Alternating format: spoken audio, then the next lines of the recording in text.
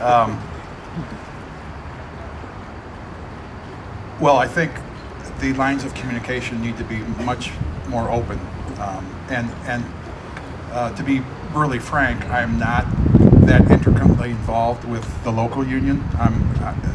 For those of you who don't know, Fraternal Order Police, we represent 7,000 police officers across Missouri, which include St. Louis, Kansas City, Springfield, all of the major cities. So I'm more active on a policy level, statewide.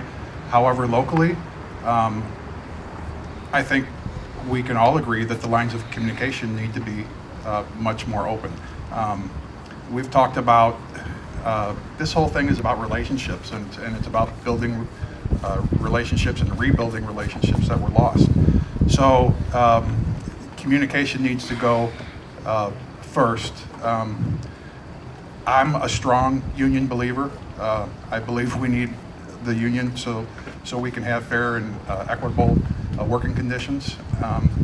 But I also think that, yes, we could be much more open with our elected officials and the public in general. And I don't know if that answered your question, and I'd be happy to answer any more questions.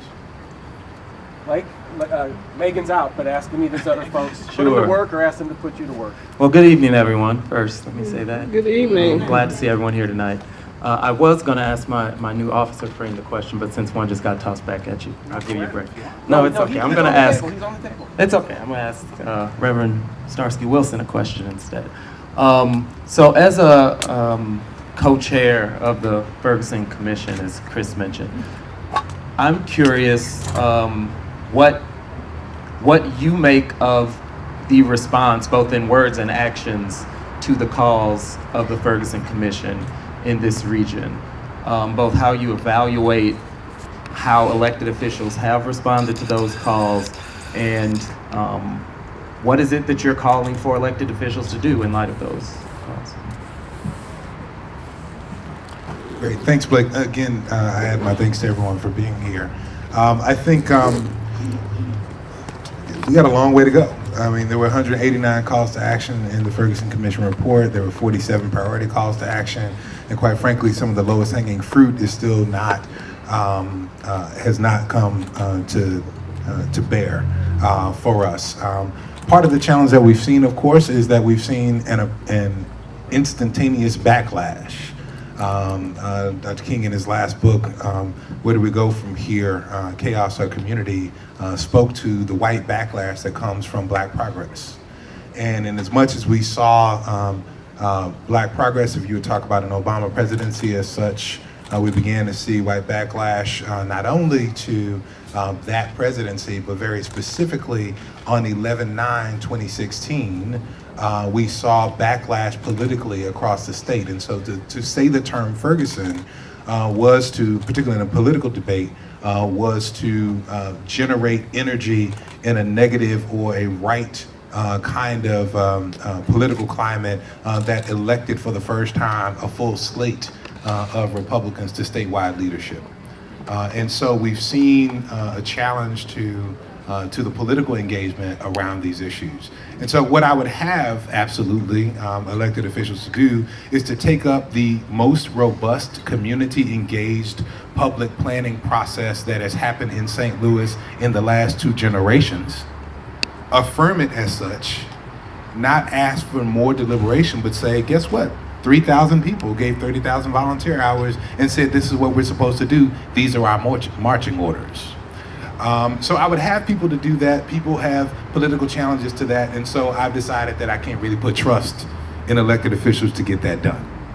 So what I would rather do, if you would allow me to innovate on your question and to riff on it a little bit, is to suggest that I need folks in rooms like this and in spaces like this to hold up the report, to hold it up to the elected officials, and to use it as has been done effectively over the course of at least 2 election cycles in the city of St. Louis, to suggest that this is the people's agenda. That's right. And so if you want the people's votes, and you want the people engaged, and you want the people's support, then you will come to, I don't know, a public meeting that will be organized by young Black activists like Kayla Reed and Blake Strode, and you will tell them what you're going to do in the prosecutor's office, and you will tell them what you're going to do in the mayor's office. And if you don't do those things, then you will be a one-termer. So what I would have politicians to do in reaction to the Ferguson Commission report at this point is to stand up, show up, or leave. Because many of them have shown that they don't care about these priorities. We've had long enough. This week will mark the second anniversary of the report.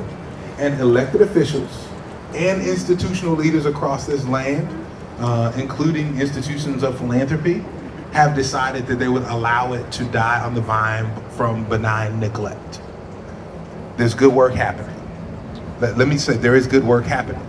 But there are most of that work is coming from community, moving up from community, not from elected officials. And I would have them to act on the findings, act on what the people have said, or to move on. Amen. Thank you.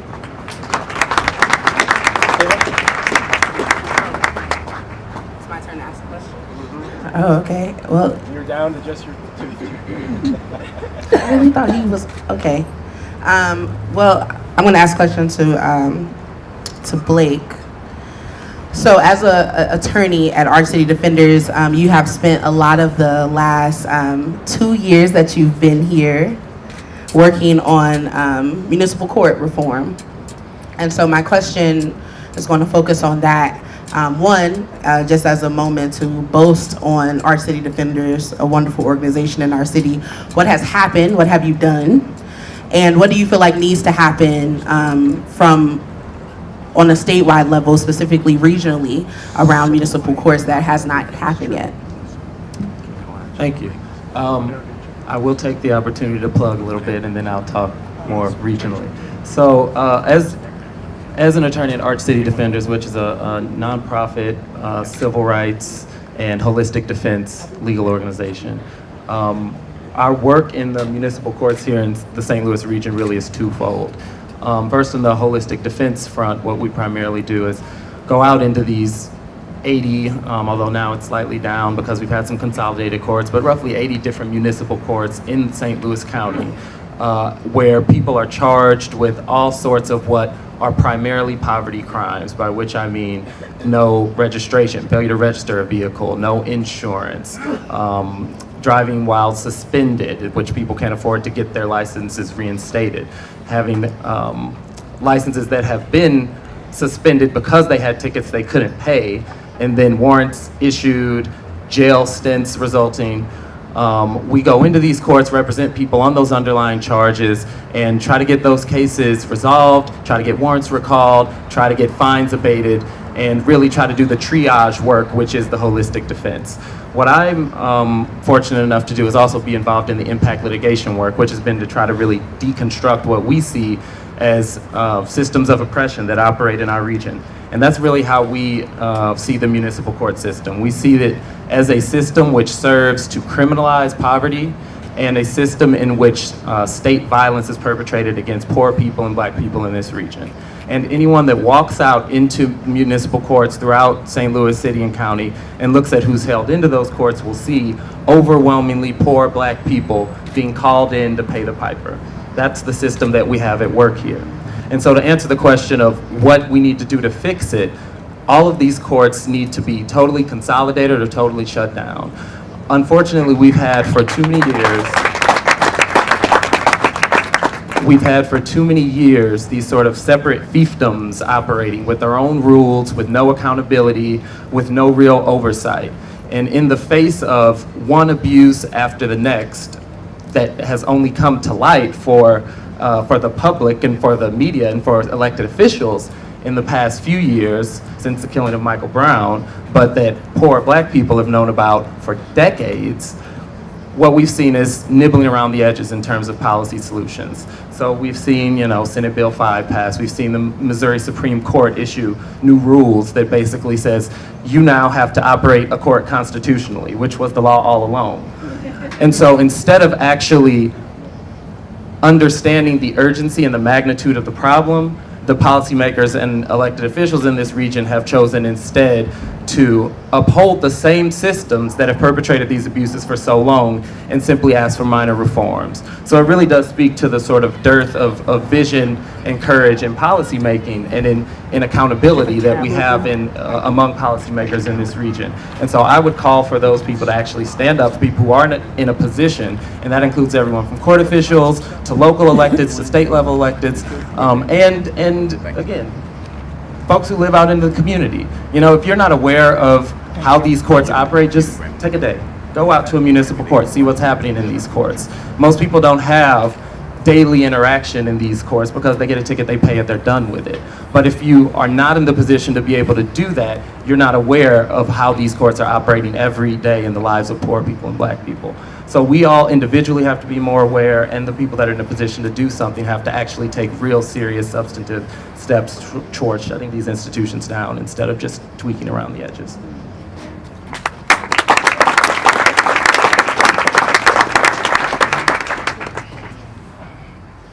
Kayla, are you the only one left? Kevin? Or Kevin. Well, what I kind of gave Kevin a throwback question before, so I'll go to you, Kayla. So I guess the question I have is, you know, one of the challenges I think that I see at the Board of Aldermen is people will say, well, we never hear from the community. And so nobody ever shows up, nobody ever talks to us about these issues. They pretend like, you know, the Ferguson Commission report just doesn't exist, and we have, you know, committee hearings where 2 people show up, even for a very, very, you know, important, influential bill. So I guess my question is, what can we be doing to bring city government to the people, or to create more of a connection, engagement, build relationships between those who are on the ground doing the work and those of us in elected office who should be listening to those on the ground and taking that work and putting it in a policy? That's a great question. First of all, good evening. Good evening. Thank you for having me, Huffington Post. Thank you for thinking of me, Chris King. 3 years later, we are in a very odd position, as a lot of people are currently sitting here, or most of us today spent our time kind of stressed out, very triggered, high anxiety, because a rumor started to spread that the decision around the Jason Stockley trial would come today. And 3 years after the killing of Mike Brown, and you know, him laying on the ground for 4.5 hours, and months, almost a year of consistent protests, you would think that our region would be in a much better position. You would think that elected officials would have a better grip on the pulse of community organizing and what people in their constituency want. But we're still asking the same questions we were asking on August 10th, 2014. And I think that a lot of the issues that happen with elected officials and community is that elected officials sit in the grand palace of City Hall and expect for poor and working class people who have 2 jobs just to be able to pay rent, who don't have licenses to drive because they have warrants in the region. The most impacted folks are not able to come down at 10 o'clock in the morning and testify on board bill, whatever. And we know this because when it's time for elected officials to campaign, they go canvass between the hours of 5 and 8 p.m. But when they want public opinion on a bill, they ask you to come at 11. And so that inconsistency creates an environment where it feels like people are not concerned about what's going on. But if you just open your blinds from room 200 or room 207, 209, 208, the Kennedy room at the Board of Aldermen, you would see that in a lot of these conference spaces and a lot of these buildings, people are organized and trying to have real conversations and develop real policy agendas that will actually change and make direct interventions on the issues that are facing our city. And that's not new. So we have tried St. Louis Action Council, our city defenders, Forward Through Ferguson, the Deaconess Foundation, St. John's, Starsky, to create space to really say, how do we engage the public? How do we bring elected officials to the public to answer the real questions, not just be talked to, but have to answer back, have to be accountable to what their policy agendas are, the platforms that they run on. And we've done a really successful job at bringing people in. And so if on a Sunday for a mayor's debate, we can get 1,500 people in a room at St. Louis University, maybe elected officials need to start having testimonies on Sunday afternoons at St. Louis University. Because I think then people will feel like there isn't a stone wall between those who are impacted by policy and our democracy.